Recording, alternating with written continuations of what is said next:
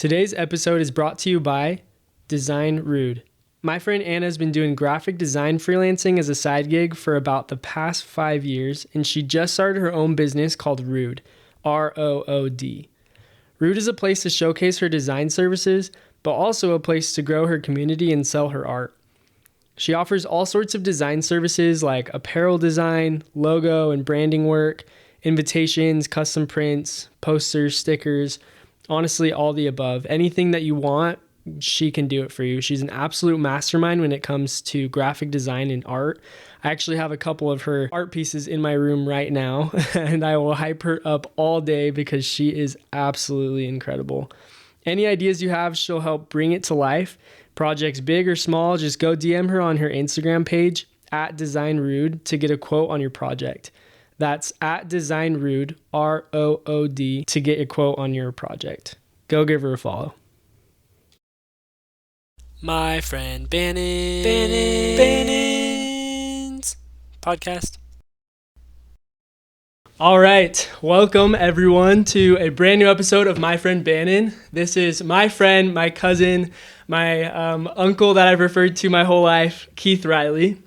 Welcome, Keith, and thank you for taking some time to be on the episode with me. I know you're a busy guy with a bunch of business things, but I'm super excited. So to give a little bit of a quick introduction, Keith and I grew up in the same town.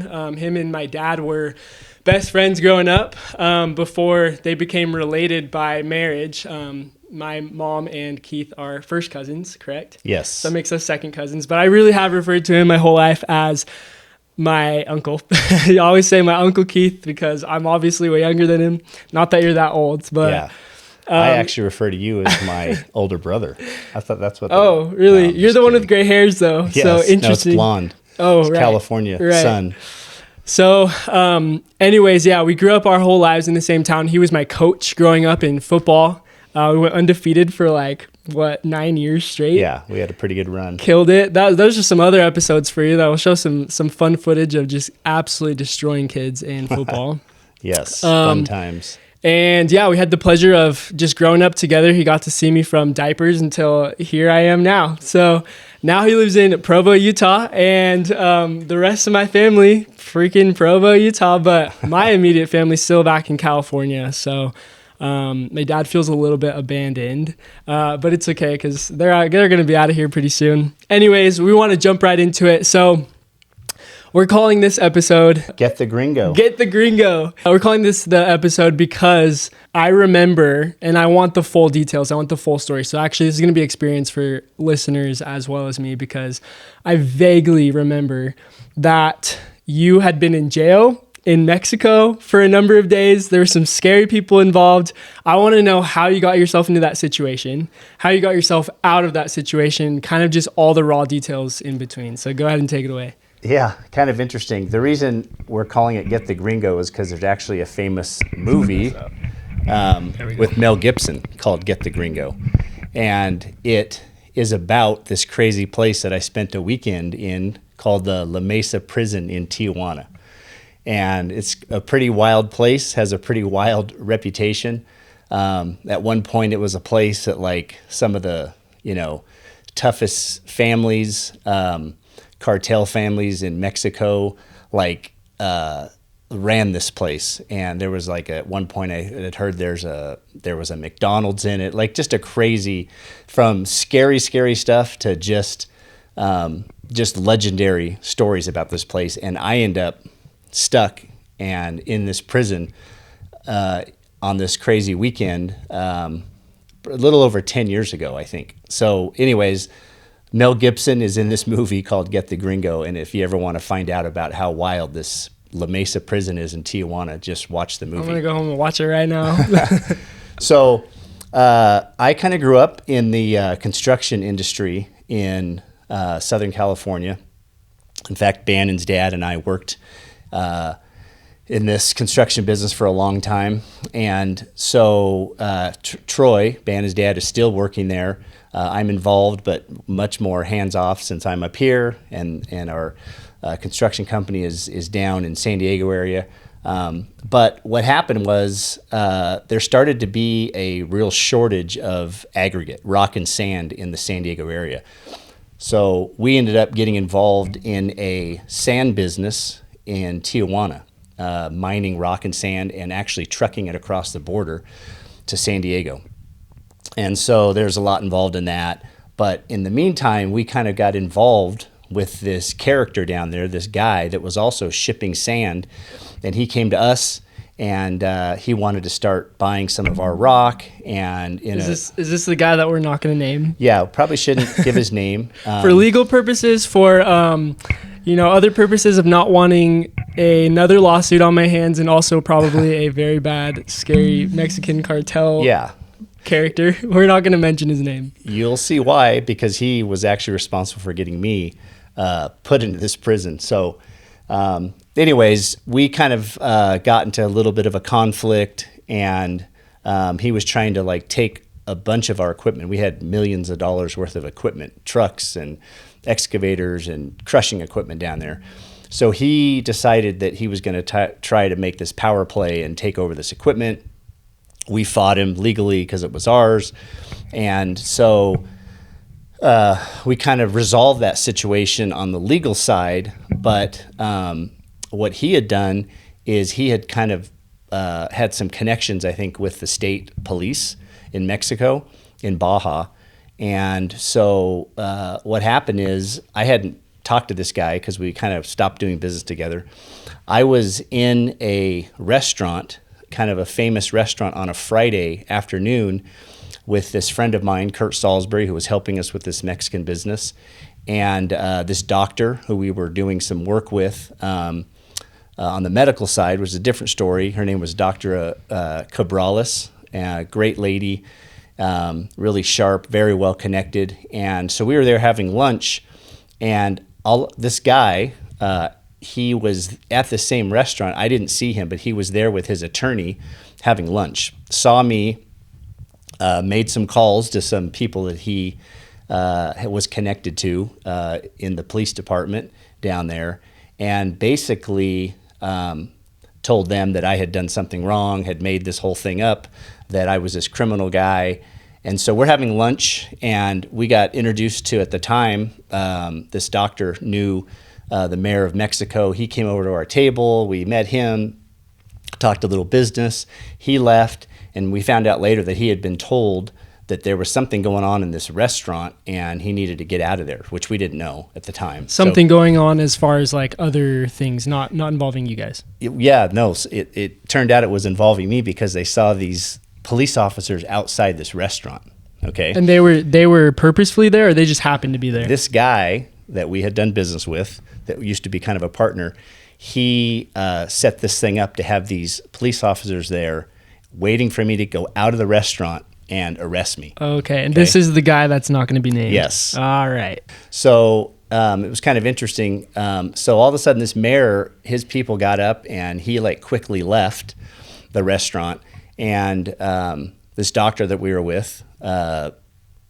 Cabrales, she left. Kurt and I paid, and then we left. And as we walked out of this restaurant, there were 20 plus police officers there.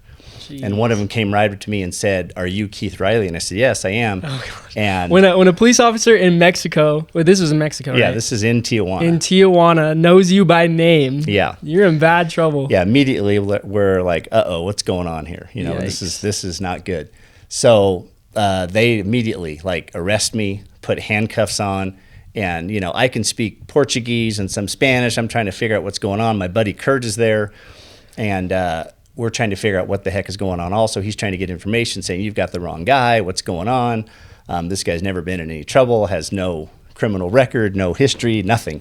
So he takes my phone because they're trying to get, I literally am handcuffed like behind, my back, and into a car. He's fighting with these guys, trying to say, "You guys are doing something shaky. What's going on?" And are you the only one handcuffed? Kurt's not handcuffed. Yeah, he's not. They're looking for just me. Just you. Yeah, found me. This guy had made a call and said, "There's this guy," and he paid some people. And in Mexico, they have a thing. It's called mordida. It's basically a bribe. He paid these guys to arrest me, said that I had taken his equipment, just made up a story.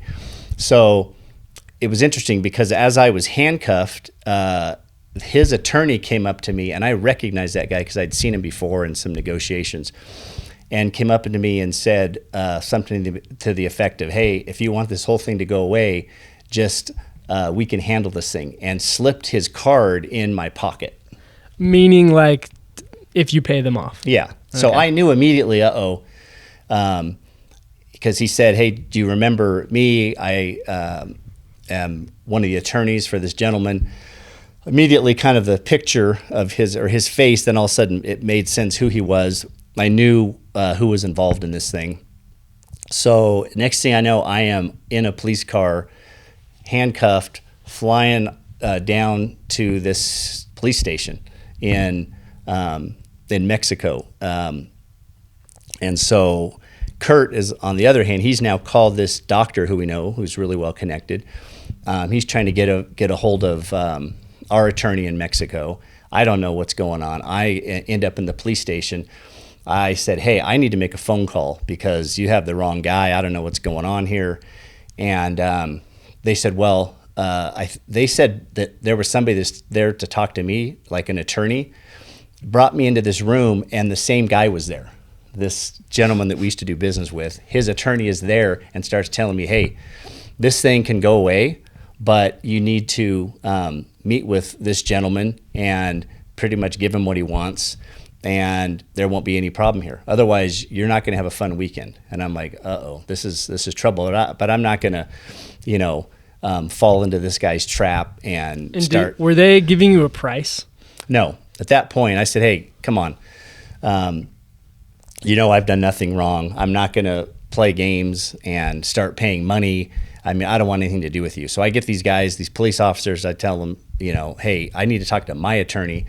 And so the next thing I know, they have me in a car and out of there and on my way to this prison.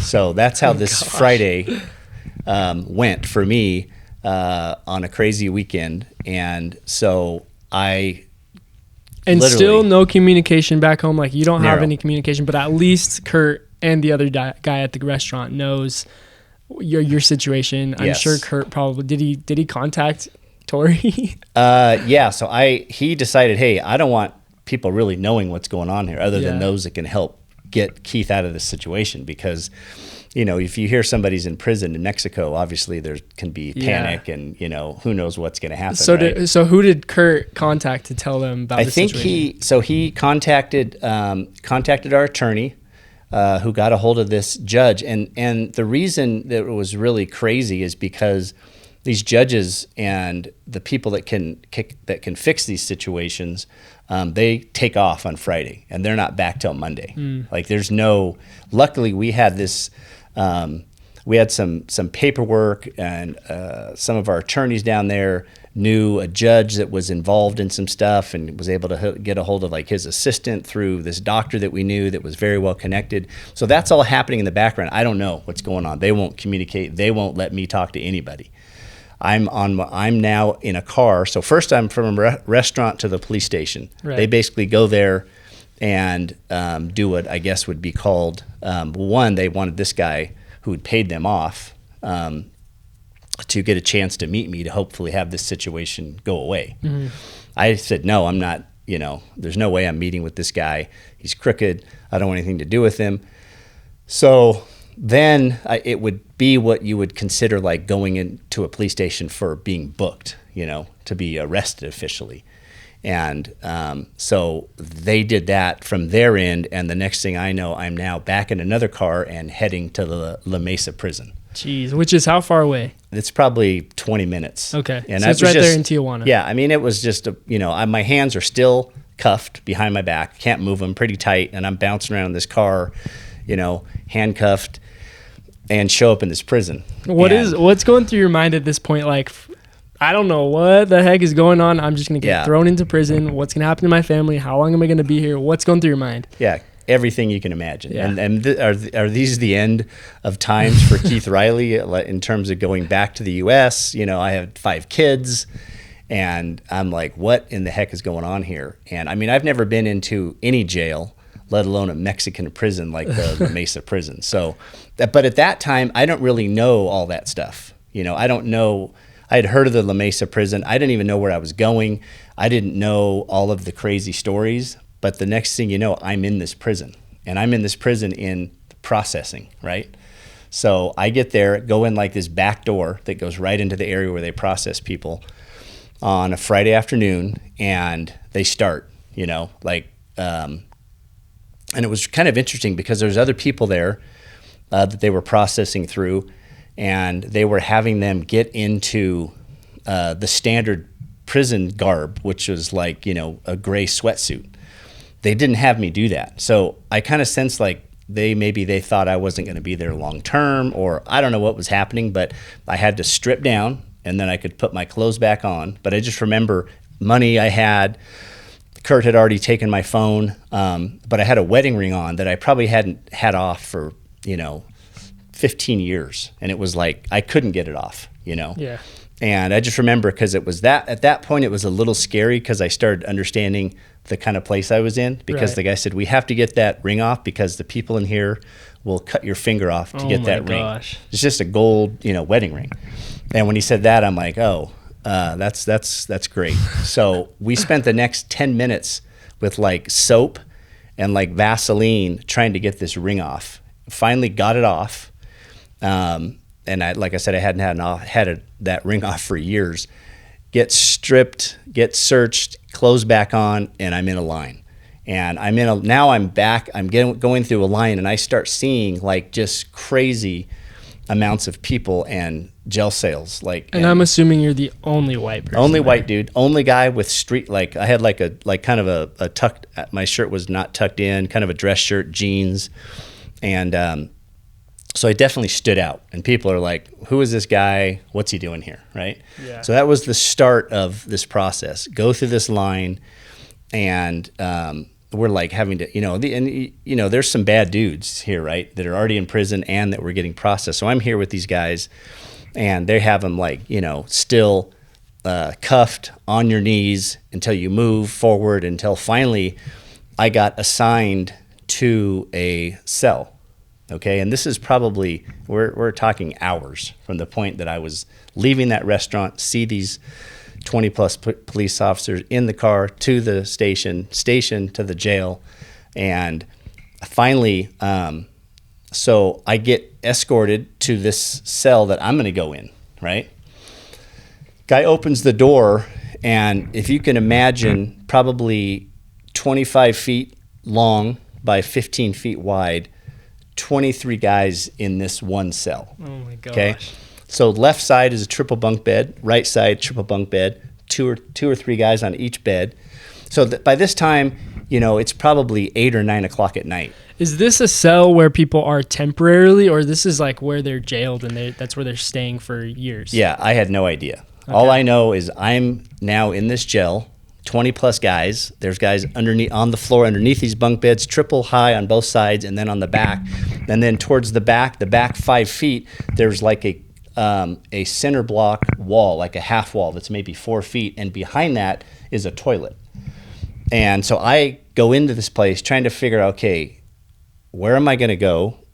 What am I going to do here? And when you enter what's the situation? Where am I even going to sit? Okay. Right. When you walk in, are all eyes on you? All eyes on me. All Mexican, Hispanic dudes. I have some Hispanic blood, but definitely looked different, had different clothes. They all had this gray, jumpsuit or sweatsuit things on.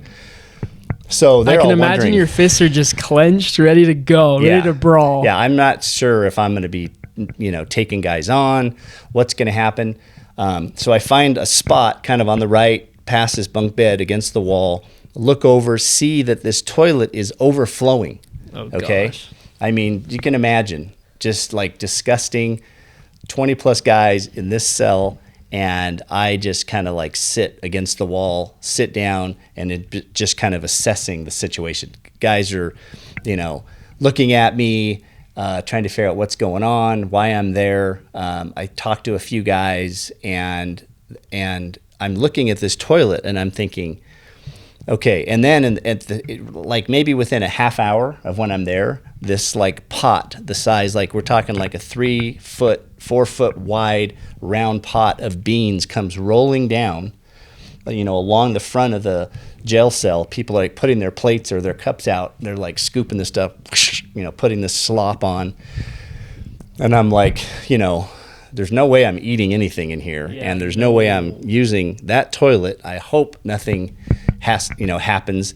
And so the next few hours, I'm in there with these guys, and some are sleeping, some are yelling, some are just, telling stories. I can communicate a little in Spanish. I talked to a few guys. I'm trying to kind of explain. They're all wondering what you're in here for. So it was kind of crazy because while I was in line getting ready to go to that cell, and while I was in that cell for probably 4 hours, 2 different people kind of who got my story offered to go like wipe this guy out. And they said, we have people that like hitmen. Yeah. Like we have guys that will, like, this guy will disappear and everything he owns, you will have. When you get out, just help, they were trying to give me phone numbers and, hey, we'll take care of this. Cause they know something's up. Probably think that maybe I have some money. I don't know, whatever. And so multiple people offered to help me, on the outside, or talk to people that could take care of whatever business needed to be taken care of to like get rid of this guy or solve the issue or whatever. I'm trying to just like avoid that, but still kind of communicate. So like nobody's down on me or thinking that I'm like this uppity guy and I'm like a target. Right. So I'm in survival mode with these 23 guys, right, and me, and then all of a sudden, in the middle of the night, like now we're talking probably midnight, they come and get me out. So they take me out and take me down about 4 cells, and put me in with just 3 guys. Okay. But one guy was just crazy, just literally screamed like all night. Oh gosh. And like for hours. He was just like a crazy dude. But at least I then have, a bed. So I'm on one side, can lay down, getting pretty tired. At this point, it's, midnight or 1 a.m. Still crazy thoughts, no communication. But then I see, okay, now that I get moved into another cell, I'm like, okay, something's up, right? Like maybe they realize that somebody's called somebody and they're like, this guy, you better watch out that something doesn't happen. I'm hoping that's the case, because somehow I got out of this crazy, cell with 20 plus guys into another place that only has 3 guys, and they're yelling, but it was fine, whatever. So I'm like there through the night. Okay. And so at that point, like, I really don't know what's going on. So the next morning, now it's Saturday morning, they come and they say, hey, you've got somebody that is here to visit you. So it was Kurt and this doctor who came, and I could like go into this room and speak through this wall to them, like a hole. And they start explaining, hey, we're doing everything we can. We've got this judge. We got a hold of his assistant, who's in like Ensenada, and told him what the circumstances were, that something's going on. Somebody paid a bribe. This American businessman is in jail in the La Mesa prison. So they have been doing work like all night, right? Yeah. And I got to know this. Did Kurt tell your wife? Because she's got to be wondering where the heck her husband is. He told her. He told like my nephew, who was my business partner on a medical business, which is how we got to know this doctor lady. He told him, and may have told my brother. So there's like critical. I don't even think told my parents. My kids didn't know, but my wife now knew. Is she freaking out? That I'm in I prison. can't imagine Tori. Yeah. She's like probably wondering same thing. Am I going to see him again? Right. Yeah. Or what is going on? Yikes. So some really close people, knew the situation, and we're trying to figure out solutions, right? Mm-hmm. Everything they could. But you're in Mexico, like people are trying to call like, government officials on both sides. But this doctor really helped, and Kurt helped, and they were able to get a hold of this assistant to the judge who had actually, it was in his jurisdiction that this thing happened. So when they explained, hey, this is something completely shady that's going on. This American guy's in the La Mesa prison, and but they're being told at the same time, we cannot get a judge to reverse this thing until Monday when he's in, has to be in his chambers. Saturday morning. Now Saturday morning. I've spent Friday night there, and it's Saturday morning. So what this assistant got done, which was, really lucky for me, is that he got them to transfer me from the La Mesa prison to an immigration prison. So now you're talking about, and they when I met these guys, Kurt and this doctor, Saturday morning, they said, that's what we're trying to get pulled off. We're trying to get him to sign something. You can't get released until the judge is in his chambers and sees the evidence and then reverses this whole arrest warrant that was fabricated and with your name and everything. But what he's trying to do is he's trying to get you transferred out of this prison, because it's bad news prison, right, into another facility, which is more of a, like I said, an immigration prison where people are held until their immigration stuff gets settled. Yeah. So that's what actually ended up happening later that day, that afternoon. I got shifted and transferred over into this immigration prison and got to spend Saturday night and Sunday night in this place until Monday morning. And who's in the cell with you there? There's just all kinds of guys from El Salvador and Honduras and just, various Latin American country men that were in this prison that either had falsified documents or just got caught trying to cross a border that they weren't supposed to or whatever. So that was like a totally different atmosphere than the Friday and Saturday morning I spent in this La Mesa prison. It was pretty wild. Yeah. So, and so anyways, it was just kind of a crazy, it was like, it's something literally that I was, in the middle of, and I'm having all these thoughts. Like, this is literally something out of the movies, right? Or am I getting punked? Is this like for real? Am I going to get out of this place? Like, if this guy can pull this thing off with having done nothing wrong, what else, what's next, right? So all those crazy thoughts. And, I'm a pretty upbeat, positive person. So I'm thinking, still on the other side, I'm thinking I'm going to get through this, no problem. I'll figure out a way to get through this whole thing. In the meantime, I go back into the cell and just kind of biding my time. But I know nothing, because the last thing I hear from, the people that are trying to help me is that they're trying to just get you transferred out of here, because the longer you're in here, the higher probability that there's something that good is not going to happen. Right. Something bad's going to happen with this, gringo in this La Mesa prison. So I can see the guys that are in this place. I mean, we're talking hard criminals, right? And people connected to cartels and all kinds of stuff. I mean, people that came up to me openly trying to take care of somebody, knock somebody off, right? Yeah. So I know the type of people that I'm involved with, but I'm just trying to kind of, one, I'm not eating because I'm really worried about what could happen, right? Yeah. And so at this point, I'm just operating on kind of adrenaline, and I'm trying to, make friends, but at the same time not get involved in anything crazy, right? Yeah. So fast forward a few more hours on Saturday, this guy comes up and says, you're getting transferred. And they transfer me to this. So this is a fourth transfer. Yeah. Well, it was, I went from, restaurant to police station, right. Police station to La Mesa prison through, intake and processing, and then into jail cell, and then transferred to another cell. And then now I'm getting transferred to a whole nother prison, which is a immigration prison. And at this point, what day is it? It's Saturday still? This is now Saturday afternoon. Saturday afternoon, okay. So I go spend, the next 2 days, Saturday, Sunday, until Monday. And still, at this point, I'm getting now some communication. Like, Kurt can come to this immigration prison and communicate. Like, hey, we're still trying to figure out how to get you out.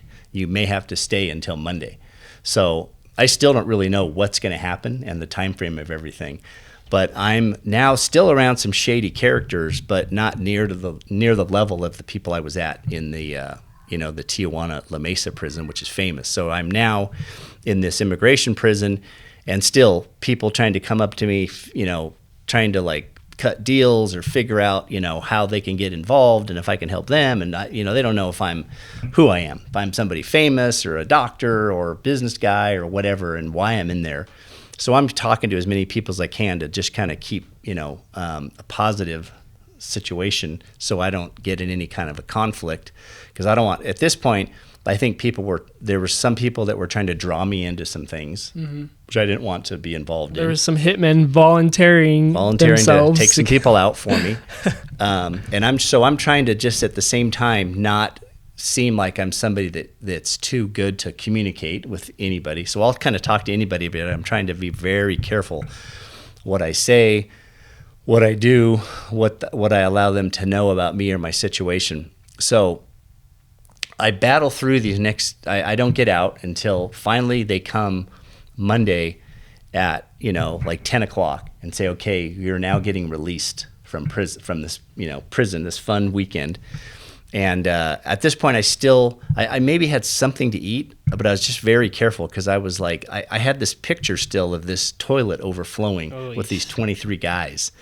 And this disgusting look and smell. And I'm like, and you hear stories, and I've been in Mexico a lot, I have a pretty iron stomach, but you still hear stories about you get sick and it's a problem, right? And that's not the place you want to get sick in a Mexican prison.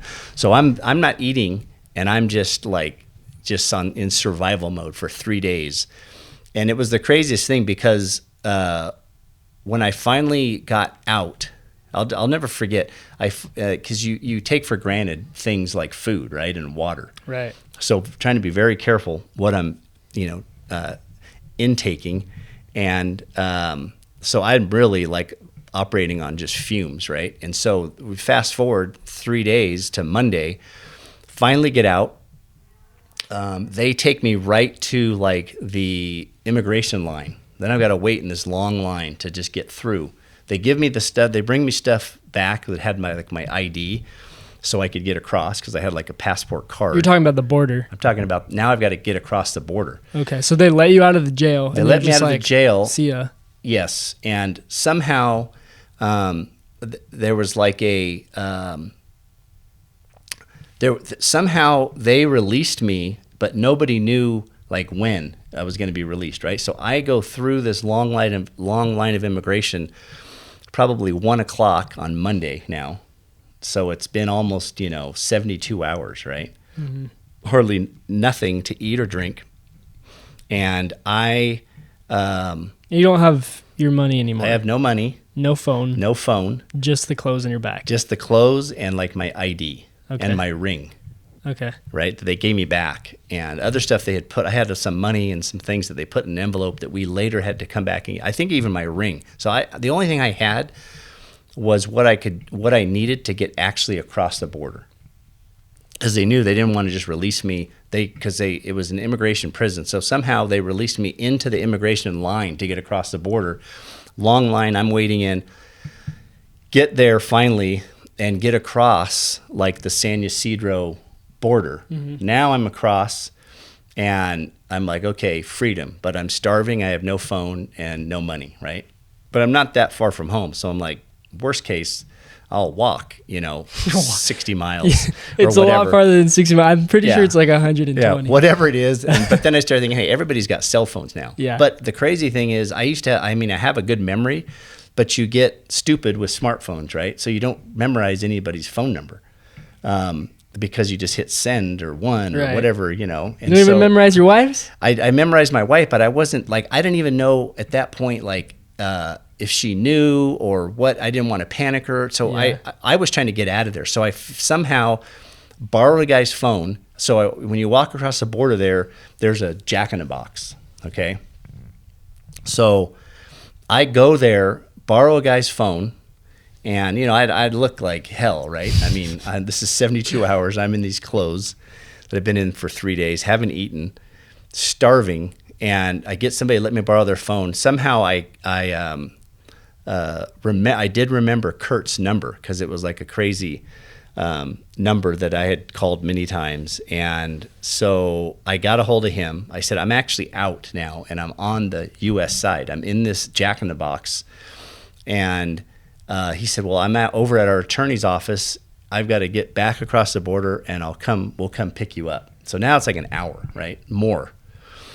So I just remember sitting, I was like so close to, and I used to love Jack in the Box, like 2 tacos for 99 cents, right? Yeah. But I didn't even have 99 cents.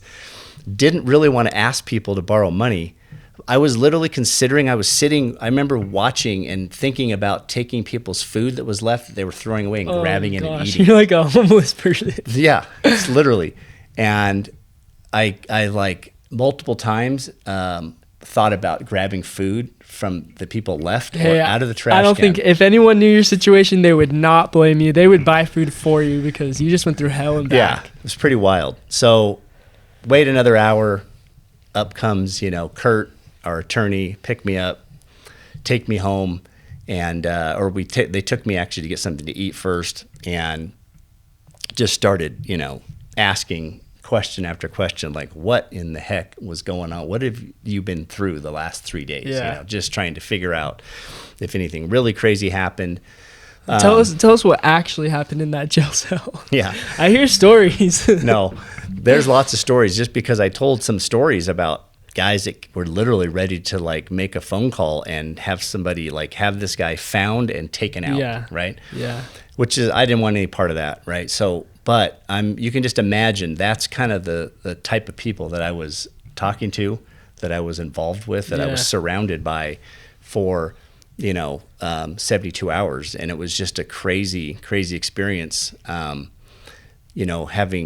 and then of course, when I got out and people started telling me, do you realize that you were in the La Mesa prison? Like, this is a famous, like, cartel prison, and story after story on things that had happened in that place. And I'm like, trust me, I saw some craziness, but for me, it was just survival mode, getting through the first few hours of being in a cell with 23 guys, right? 20 Who by are 15. all probably involved with the drug cartel, Yeah, the Mexican drug cartel in and of itself. Yeah. If you're in that place, it's not where you want to be, right? No. And there's some serious criminals, people that had been involved in some wild stuff. And I'm surrounded by these guys, and just kind of, and of course I go into this place with this story that, hey, this is like cutthroat place. Your ring, you cannot have that ring on, because they'll literally cut your finger off to get it. Right. I'm like, okay, that's pretty crazy. I mean, what's this thing worth? It's not like it was some crazy diamond ring. I mean, it was just a gold wedding band, right? Yeah. But so, yeah, it was crazy, and it was a wild experience. And I haven't shared it with too many people. Like, a lot of people don't even know that happened, because I wasn't super proud of it, for one. Well, I mean, it wasn't your fault. You just got effed over, really. It was just by a shady business partner. It is what it is. But the stories you hear, in fact, it was interesting because, having done a little business down there, you get kind of this understanding that people do things a certain way, right? But I had a guy tell me one time, he's like, over here, we just call it what it is. It's a bribe. The word is mordida. In the U.S., you guys just call it something different. It's called lobbying. So in their mind, it's like, we just do things a different way here. We donate to like a politician and then expect favors. What they do then is they just go pay somebody and say, this is what we need done, right? And so it's just a different way of doing things, but that's kind of how things are done down there. And this guy was able to literally use his connections, because what happened is he was trucking, so he knew all the police officers. Like, if truckers got stopped, he knew how to pay and get people out of trouble. If there was any issues with permits, he just paid his way through to get stuff, whatever he needed, he had, and that was just part of his business. Well, he wanted to try. What basically happened is, he thought if he could put a scare in me, that I would then go deal with his attorney. I wouldn't go through, he's like, there's no way that guy is going to last, one, in a prison in Mexico, especially La Mesa prison. So his thing was, I'm going to put the fear of God in him, and then he's going to basically deal with our attorney, and he's going to give us everything we want, because there's no way he's going to spend, an hour in jail, let alone 3 days. Yeah. So I just, basically, I didn't outmaneuver him because believe me, it wasn't a good move sitting in jail, but I basically powered my way through it, of 3 days in a Mexican prison situation, rather than make this thing worse by paying this guy and then just having a series of issues of, shady business. Cause I was like, I'm done dealing with this guy, So, clearly, it took a little while for me to head back to Mexico because I was like, who knows what could happen. And until I really could get this whole thing, and even though we got it cleared up, got it completely expunged, the whole thing, like it was reversed, the whole arrest warrant was like made up, they cleared it up, nothing going on.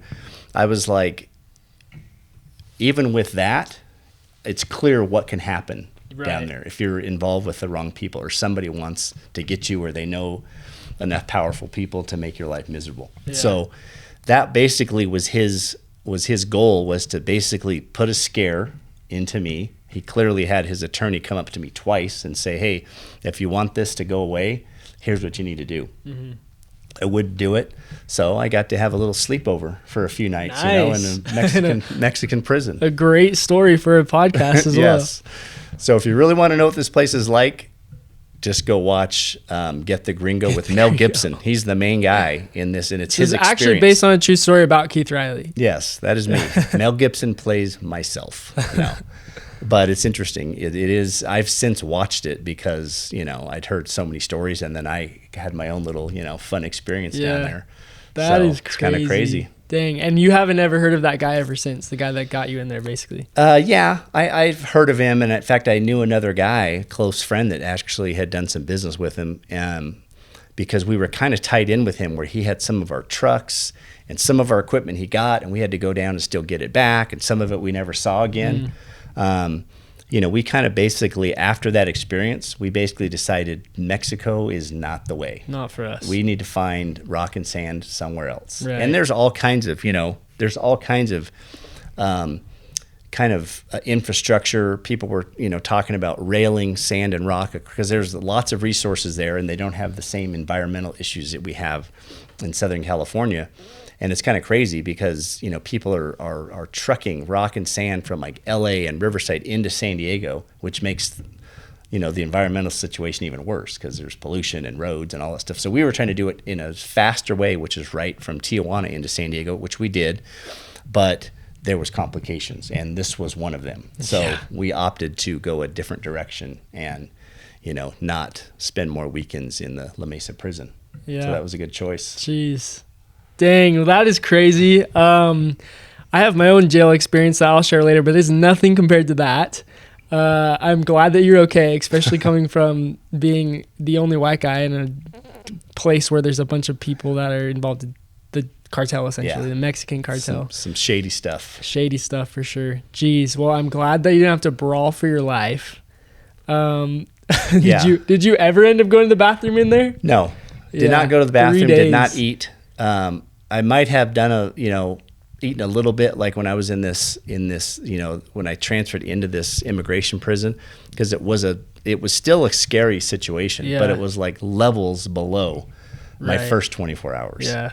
You didn't partake of the beans. No, wasn't getting into that cycle. You weren't gonna cuddle up with anyone on the bunk beds. No, and that toilet that was overflowing, I can still picture that thing, and the huge pot on rollers that came by, they looked the exact same to me. Oh my gosh, of the beans. Yes. So yikes. I was like, that was the picture I had when I first, the first hour I was in this place.